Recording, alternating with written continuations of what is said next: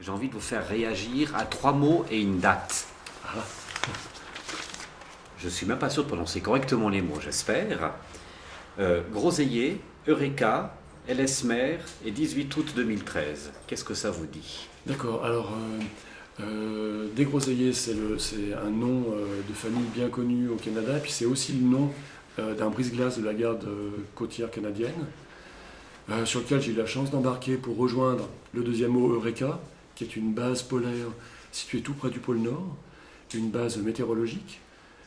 Et ce brise-glace allait jusqu'à Eureka pour le ravitaillement. Parce que c'est tellement au nord, tellement éloigné de toutes les communautés qu'elle peut être ravitaillée pour le matériel lourd que par un brise-glace en été. Le 18 août Le 18 août... c'est la date où vous avez embarqué. Ah d'accord. Alors je dois dire que je ne l'ai pas mémorisé parce que cet embarquement a été un peu compliqué. Il a été repoussé 3 ans de suite. Une première année parce qu'il y avait des glaces tout à fait inattendues qui avaient envahi la baie de Frobisher et qui avaient amené des bateaux en grande difficulté. Et du coup, les brise-glaces étaient déroutés de leur mission pour leur porter secours. Et le point de rendez-vous avec ce brise-glace ne fonctionnait plus. Et comme il n'y a pas de port, il faut vraiment avoir rendez-vous à un endroit où un hélicoptère peut atterrir, aller sur le brise-glace, sinon on ne peut pas embarquer. Donc plus rien ne fonctionnait et j'ai pas pu partir. Et l'année suivante, toujours au mois d'août, j'ai pas pu partir non plus à cause d'une opération militaire de grande envergure dans l'Arctique. Donc la 3e année, je me suis dit, je pars peut-être, peut-être pas, peut-être au mois d'août, peut-être plus tard. Donc du coup, le 18 août, j'ai pas mémorisé. C'était un rêve d'enfance. Hein. Oui. Vous étiez gamin à lire les récits des premiers conquérants du pôle, Oui. et vous rêviez de faire la même chose. Oui, oui, tout à fait. Et puis, il y a toujours l'attrait de ce monde qui est très lointain. Et puis en plus, le brise-glace, c'est un monde en soi. Hein. C'est un bateau qui navigue sur une mer qui est totalement figée. Le premier être vivant, il se trouve à des centaines de kilomètres. Vivant, premier humain, disons, parce que sinon il y a pas mal d'ours et d'autres animaux, des loups, des phoques, etc. Donc c'est la grande solitude, quelque part. Et puis c'est un bateau qui est magnifique. C'est ces brise-glaces rouges qui avance sur une mer complètement figée, c'est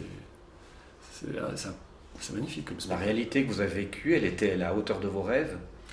Oui, tout à fait. J'ai eu de la chance, je crois, parce que cette année-là a été une année d'englacement particulièrement étendue. La zone qui était prise par les glaces était presque le double de celle de l'année précédente. Et du coup, je me suis dit, j'ai eu de la chance finalement de ne pas partir l'année d'avant. Alors que je dois dire, le jour où j'ai appris que je partais pas, c'est-à-dire la veille, les sacs étaient prêts, les billets étaient réservés, j'étais prêt à partir. Et là, j'ai appris en fin d'après-midi que c'était pas la peine de partir alors que je partais le lendemain matin, de bon matin. Donc à quelques heures, tout à coup, tout s'arrêtait. Pendant, je dois dire, 2 heures, j'étais un petit peu démoralisé. Et puis finalement, c'était un coup de chance parce que l'année suivante, il y a eu beaucoup de glace et c'était tout à fait à la hauteur des rêves. Alors, oui. Et dans un brise-glace, l'ambiance, c'est comment? Alors là, c'était un brise-glace québécois. Donc déjà, on parlait français sur ce bateau. Les gens étaient très très sympas. Et c'est une ambiance particulière. On est au milieu de professionnels. C'était pas un brise-glace touristique. Donc les gens ont des horaires de travail. Ils ont des tâches à réaliser. Et ils sont au travail. Ils font quoi? Alors, toutes sortes de choses. Les navigateurs choisissent la route. Il y a un spécialiste des glaces à bord du bateau qui reçoit les images satellites, qui analyse la dérive des glaces, qui reconnaît à distance les glaces, qui donne les informations et qui donne ses diagnostics au commandant de bord. Il y a tout le personnel navigant. Donc là, on a le commandant, on a ses seconds, les timoniers. Donc tous ces gens qui sont là pour faire avancer le bateau, qui ne s'arrêtent pas. Hein. Ils naviguent 24 heures sur 24. Ensuite, il y a tout le personnel technique qui s'occupe des machines, qui s'occupe du système pour dessaler l'eau, pour avoir de l'eau courante potable sur le bateau, de Ouais, tout ce qui permet de faire fonctionner le bateau au niveau mécanique. Et puis il y a encore d'autres personnels, un médecin par exemple, qui s'occupe de vérifier la santé de tout le monde, des gens qui s'occupent de la logistique en général, des communications, etc. Donc c'est 40 personnes qui travaillent en permanence en se relayant par quart. Et il y a des petites périodes de vie commune, disons, mais qui sont relativement courtes, parce que le bateau avance toujours et les gens travaillent par quart. Donc c'est comme si on était dans une sorte de grande entreprise où tout le monde travaille tout le temps. Et vous avez mitraillé ou parce que y a des livres qui en sont sortis, donc déjà sur le brise-glace, ou en tout cas j'ai vu des photos magnifiques, mais aussi des vidéos. Vous n'avez pas arrêté, quoi. Oui, non, j'ai pas trop arrêté. À cette période, on a très très peu d'obscurité, hein. On a presque le jour continuel, donc déjà on a moins tendance à dormir. Je me suis dit aussi que c'est pas tous les jours qu'on a la chance d'être sous ces latitudes, donc c'était pas le moment de dormir. Donc j'ai fait un effort très particulier pour ne pas dormir. Et sur le bateau, je me suis beaucoup intéressé au fonctionnement parce qu'il y a plein de choses passionnantes. Aussi bien au niveau de la navigation que de la mécanique, enfin, on découvre un monde. J'ai écrit, j'ai dessiné, j'ai photographié. J'ai pas vu le temps passer en fait. Et arrivé à la base d'Eureka, ça se présente comment cette base? C'est quelques bâtiments métalliques au milieu du Grand Blanc. Il y a un bâtiment qui est un peu plus grand, qui est vraiment la base météo. Et puis il y a des bâtiments techniques tout autour. Je dirais peut-être une dizaine, une quinzaine de petits bâtiments assez bas. Un de ces bâtiments déportés est celui qui permet le lancement des ballons sondes. Et puis sinon autour, il n'y a rien du tout. C'est assez impressionnant. Et les gens qui y travaillent, là, ils y sont pour combien de temps? Alors il y a des relèves différentes. Le minimum c'est 3 mois. Et là aussi, ils ont un planning de travail, ils ont des salles de sport pour s'entraîner en intérieur, parce qu'ils ne peuvent pas toujours sortir. Il y a des ours qui rôdent autour, il y a des loups.